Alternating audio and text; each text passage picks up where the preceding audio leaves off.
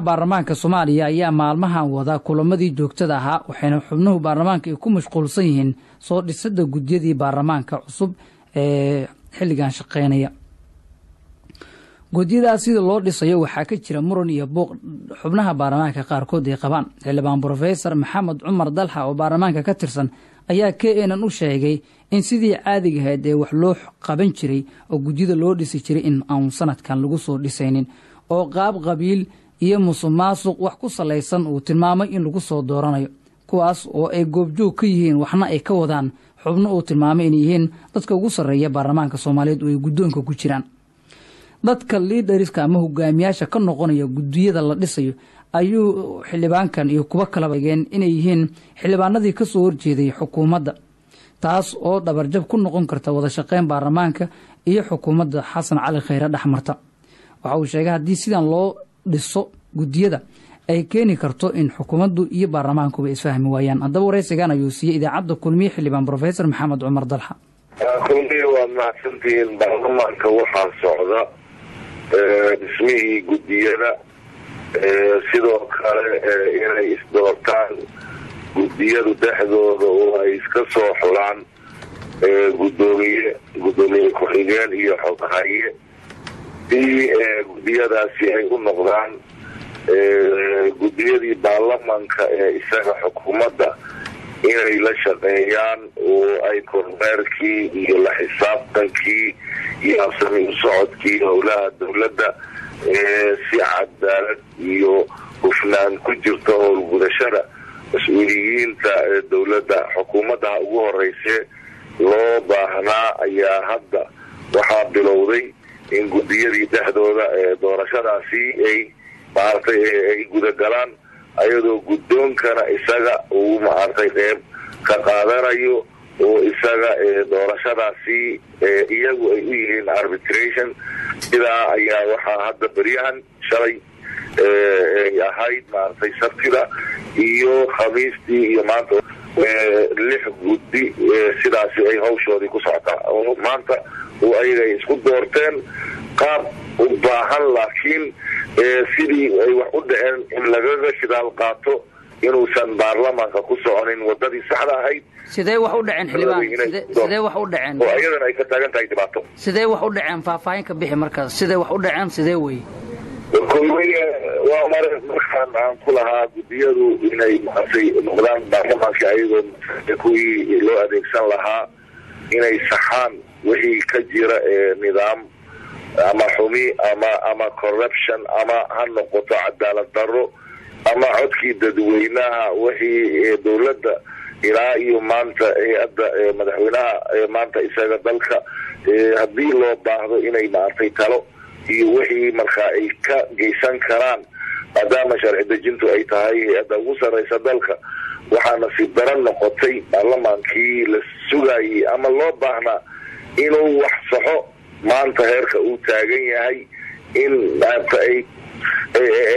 biyo kama dhibcaan ay tahay in loo baahan yahay in la saxo oo baarlamaankii maanta uu u muuqdo sidii dawadii la dhihi jiray haddii ayada bukootay maxaa lagu daweeyaa oo dawo bukootay hanaankeedii uu ku muuqdo faragelin.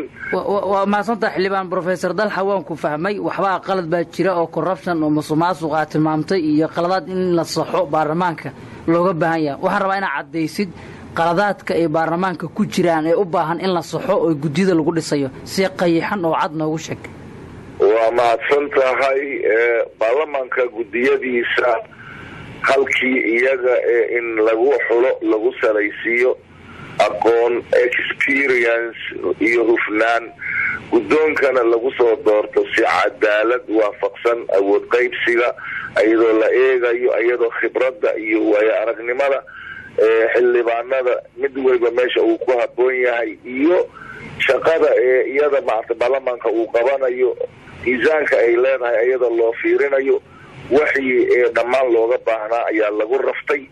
dad si gaar ah oo ayaga maarta loo bartilmaameedsanayo oo lagula dirirayo aqoontii waayo aragnimadii daacadnimadii waddaninimadii soomaalinimadii runtii wanaagii iyo qiyamkii maartay ayaa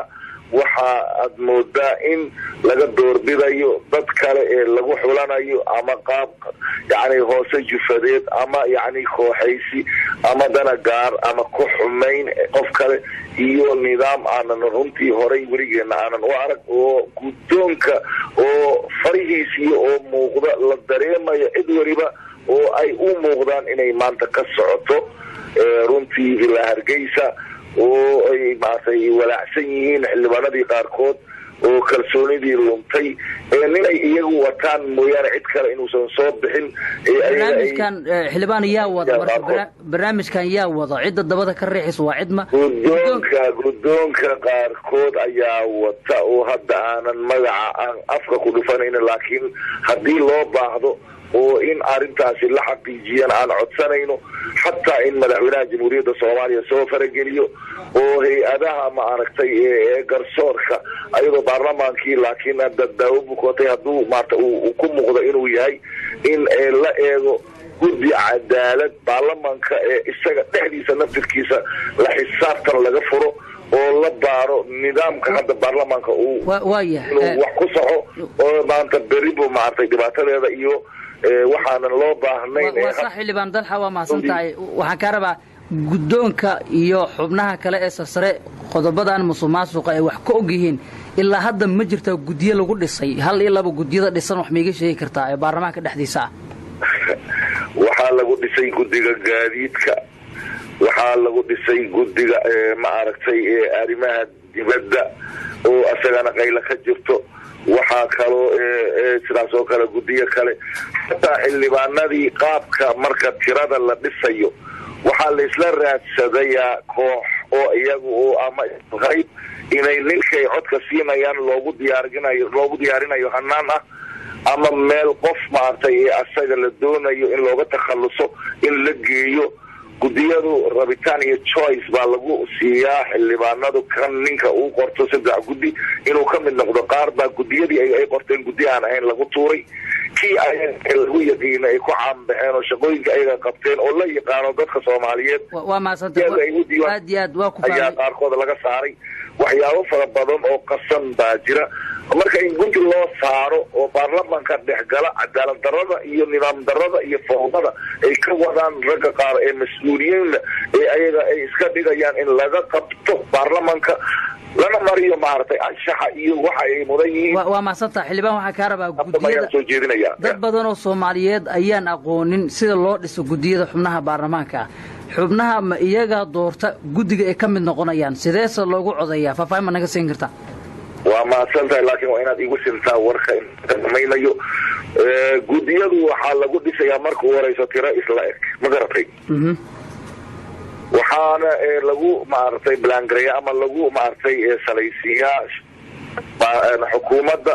hadday leedahay 15 wasaaradood 15 guddi baa la dhisayaa oo guddi waliba wuxuu leeyahay shaqo uu ku kontroolayo wasaarad isaga